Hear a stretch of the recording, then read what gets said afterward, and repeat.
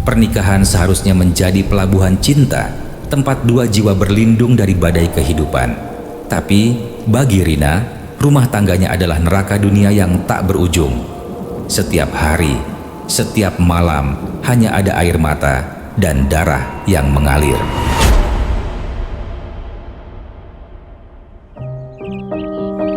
Pagi itu, seperti biasa, Danu melemparkan piring berisi sarapan yang disiapkan Rina ke lantai. Kamu itu bisa masak tidak sih? Mau meracuni aku? Bentaknya sambil mencengkeram kepala Rina, memaksanya mencium tumpahan makanan dan pecahan piring di lantai.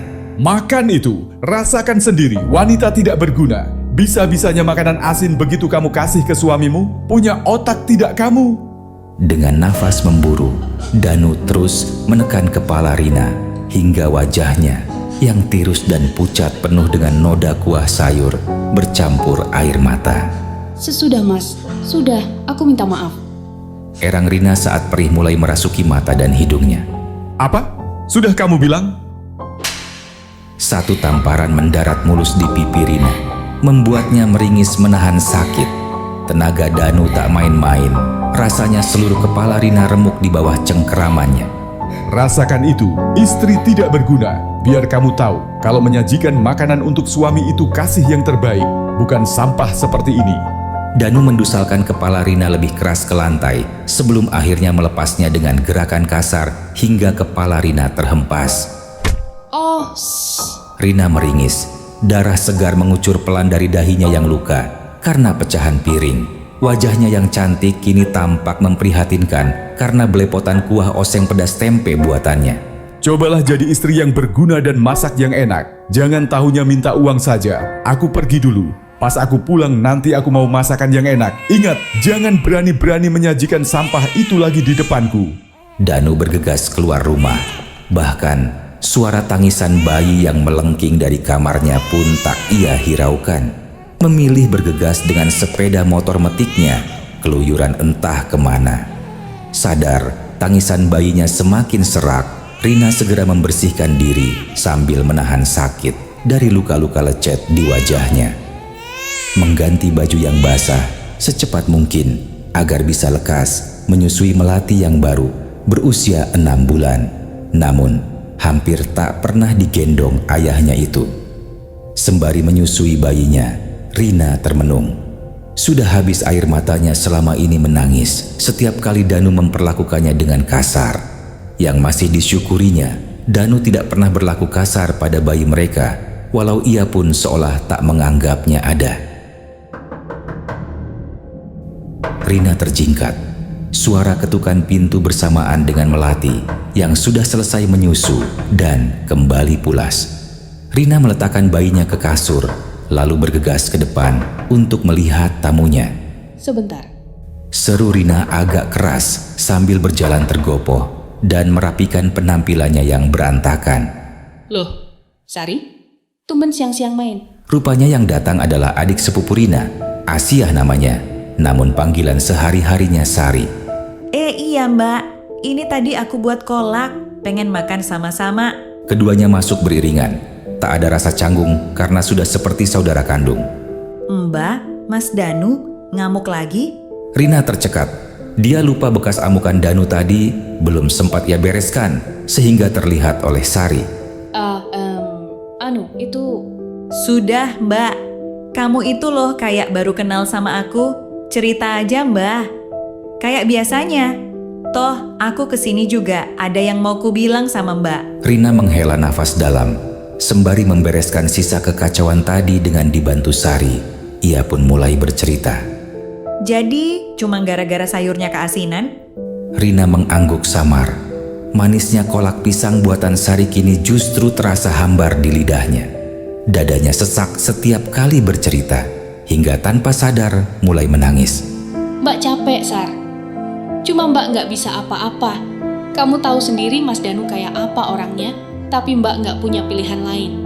Sari yang prihatin menggeser kursi meja makan, hingga posisi keduanya kini lebih berdekatan. Diusapnya lembut pundak yang berguncang hebat itu. Lalu Sari memeluk erat Rina, merasakan kesakitan dan kesedihan yang sama. suami Sari, ketahuan selingkuh lagi Mbak. Kita senasib, sama-sama nggak tahu harus apa. Sedangkan semua sumber keuangan buat kita bertahan hidup asalnya dari suami-suami patriarki seperti mereka. Kenapa sih Mbak? Kok nggak ada keadilan buat para istri tertindas kayak kita? Rina balas memeluk Sari. Keduanya mulai menangis melepas beban yang bercokol di dada masing-masing. Malamnya, Rina tengah menata piring di meja makan. Seekor ikan mas goreng dan sambal sudah tersaji di sana, hasil menghutang di warung tetangganya karena uang pemberian Danu sudah habis. Tak lama Danu pulang dengan tergesa-gesa, titik-titik keringat nampak membanjiri wajahnya. Kenapa mas? Kayak habis dikejar setan? Tanya Rina kebingungan. Pasalnya wajah Danu tampak menyimpan kepanikan. Enggak ada apa-apa. Sudah, aku mau mandi. Danu berjalan tergesa ke kamar mandi hingga tanpa sadar menendang keranjang cucian di sisi pintu kamar mandi. Sialan! Danu memaki, lalu melempar keranjang yang tergolek itu dengan tas yang selalu ia bawa kemanapun. Rina hanya bisa geleng-geleng kepala melihat tingkahnya. Karena melati kecil mulai bisa duduk, Rina berencana membawa bayinya duduk-duduk di teras sembari melihat gemerlap lampu malam. Namun, tak disangka tak dinyana, baru saja hendak duduk, Sari datang sambil berlari dengan wajah merah dan penuh air mata. Mbak Rina! Serunya, lalu segera menubruk Rina, hampir saja membuat bayi Rina terhimpit.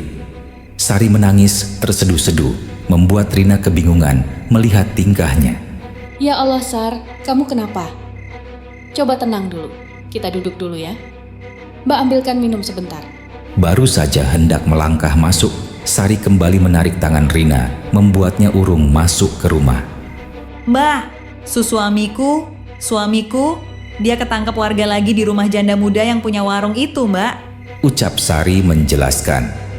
Rina tercenung, rasanya aneh, padahal Sari tengah membicarakan suaminya, tapi kenapa? Sekarang mereka lagi siap-siap mau diarak sama warga, Mbak. Aku harus gimana? Aku bingung, Mbak. Sari terduduk lemas di lantai teras, menangis tergugut tampak sangat frustasi. Akhirnya, Rina bisa menguasai diri, menarik tangan Sari dan melangkah dengan terburu-buru. Mau kemana, Mbah? Tanya Sari bingung. Suaranya serak dan matanya merah, namun tak urung tetap melangkah mengikuti Rina. Kemana lagi? Kamu nggak mau lihat apa yang bakalan warga lakukan sama suamimu dan gundiknya itu? Jawab Rina gamblang. Wajahnya tampak menyimpan kegeraman yang tertahan. Sudah cukup, pikir Rina. Bertahun-tahun mereka berdua diam saja menjadi samsak dan boneka untuk para suaminya. Rasanya batin Rina tak sanggup lagi, dan seperti ada sesuatu yang menariknya ke tempat kejadian perkara yang kini penuh dengan warga. Warung si janda muda, tempat Rina berhutang ikan sore tadi. Bakar aja udah, buat si jalan kampung aja. Seret di jalanan, telanjangi, jangan kasih ampun.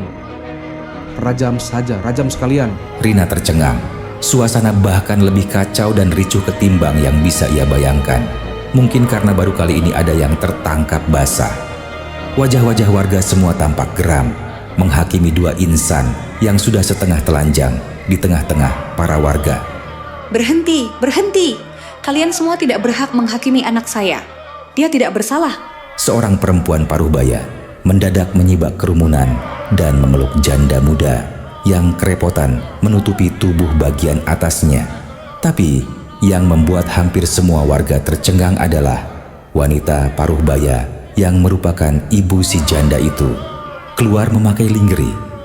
Sependek yang Rina tahu, wanita paruhbaya itu bernama Bu Ratna, seorang janda sama seperti anak semata wayangnya, Lina, janda muda, pemilik warung sembako. Bu Ratna seolah tanpa malu memaki-maki warga yang tampak kesal dengan perbuatan kotor anaknya. Namun saat suasana hening sesaat, Bu Ratna seperti sadar beberapa tatapan mata laki-laki di sana tidak biasa. Bu Ratna menarik sehelai sarung milik Pak RT untuk menutupi tubuhnya, lalu gegas masuk ke dalam rumah. Mencurigakan. Celetuk salah satu warga. Sari masih menangis di sisi Rina, bingung harus berbuat apa. Sedang suaminya di depan sana, tampak tertunduk sambil sesekali melirik ke arah si janda, Lina. Rina menatap pemandangan itu dengan mata yang berbeda. Sesuatu dalam dirinya mulai berubah.